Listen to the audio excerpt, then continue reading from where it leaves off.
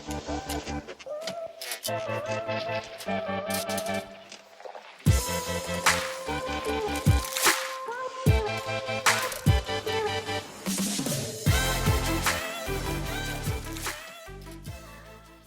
I'm delighted to be here this evening. Thank you very much for all of the organisers.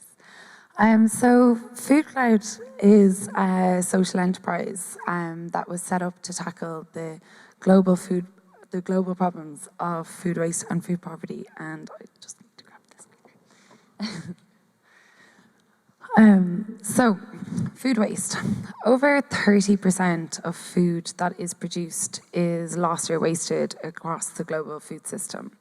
And when you think of that, it's the waste of resources, time, through the entire process from growing, packaging, delivering that food that we're actually wasting.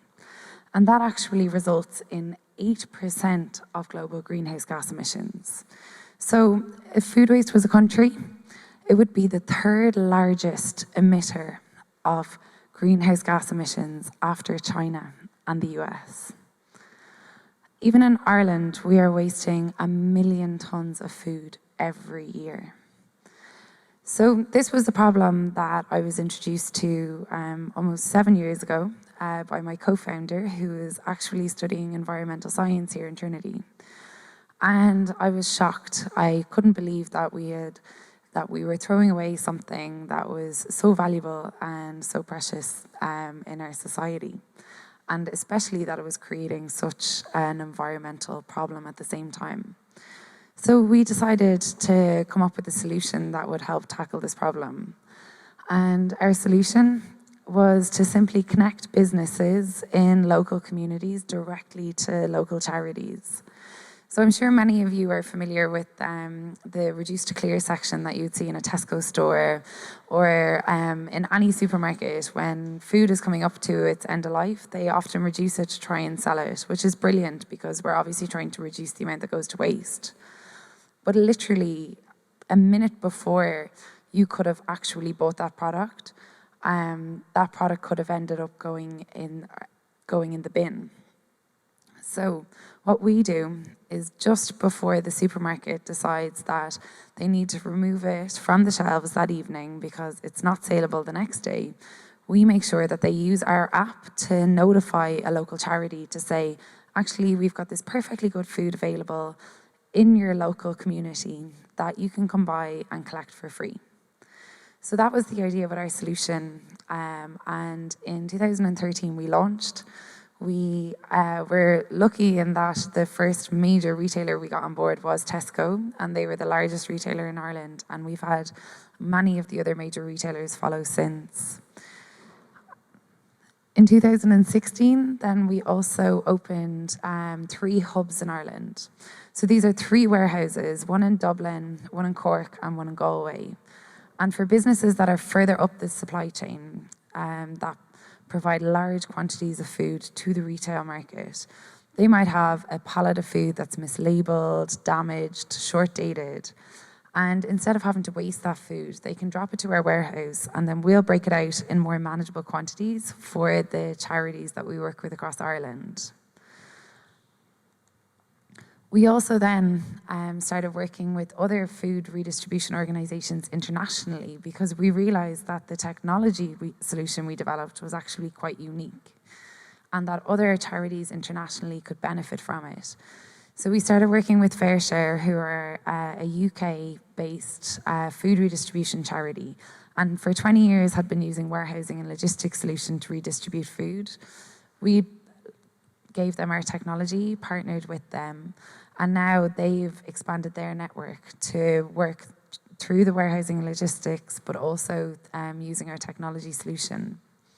Across the UK and Ireland, we're now rescuing the equivalent of 1.7 million meals every month. And that's going to a network of almost 9,000 charities. So it's incredible when you think that all of this food would have actually gone to waste, and when you think about the fact that the damage that this would have caused to our environment. But what's even more amazing is when you think about the social benefit that this food creates. So we're very lucky in FoodCloud because we get to hear about the amazing stories from charities across Ireland. We work with 650 charities across the country, from homeless charities to youth centres, to elderly centres, to drug addiction clinics, homeless shelters. All of these charities, their core focus are really important societal issues. But food is something that within their services really supports them to provide their service, whether it's through helping them have difficult conversations or whether it's through providing the nutrition and sustenance that people really need to help them overcome whatever challenges they're facing. One of the charities we work with is a women's refuge, and it's always been one of my favorite stories. It works kind of like a household. There's maybe 8 to 12 women living in the centre at any time. They may have children with them, they may not. And one of the greatest challenges they have, coming from the background that they've come from, is socialising and connecting and trusting people. So the people who work in the centre, one of their objectives is to help these women socialise and to connect with people. It's important for their own progress that they can create these connections and trust people again. And what the manager of the centre said was one of the greatest impacts she saw from this was beyond the nutrition and sustenance. It was the fact that a random basket of food was coming in to their organisation twice a week. It meant that women were coming out of their rooms, going through the food, some of them asking questions like, what is this? I've never seen it before. And some of them a lot more familiar with different food types than others. The next thing you know, the house is full of laughter. People are swapping and sharing recipes. They're cooking together. Food creates amazing social connections. And beyond nutrition and sustenance, I'm sure everybody here has been at an event from whatever background, whatever culture, that food has been at the centre. Another wonderful example was from a community centre. They didn't have food as part of their service, but all of a sudden they were able to access free food in their community. And they almost didn't know what to do with it. So they went to the local school and said, do you know of any families that could really benefit from this food? And the school were able to name a few. The next day, a mother approached the woman who runs the community centre and told her for the first time in 6 months, she gave her kids lunch going to school and dinner when they came home, herself. And the pride that that creates. Another story of a homeless shelter in Cork, a men's hostel, and they'd gotten a donation of a really good steak from one of the local supermarkets. They'd never had steak before, so the first thing they did was go down to the supermarket and buy gravy, because that's how they'd seen it eaten on television. Something that we'd all consider as so basic and we're also used to can be extraordinary for other people.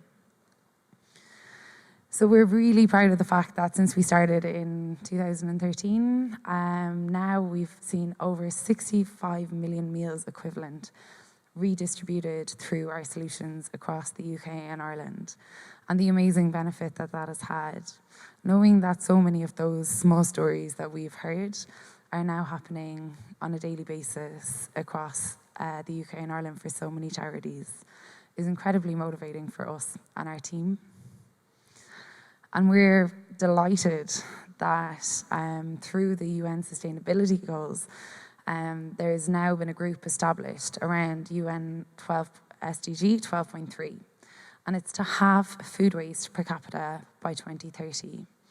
It's a group of business leaders and organisations from around the world who are all committed to solving this problem and trying to create a social benefit from what is now a really bad environmental problem.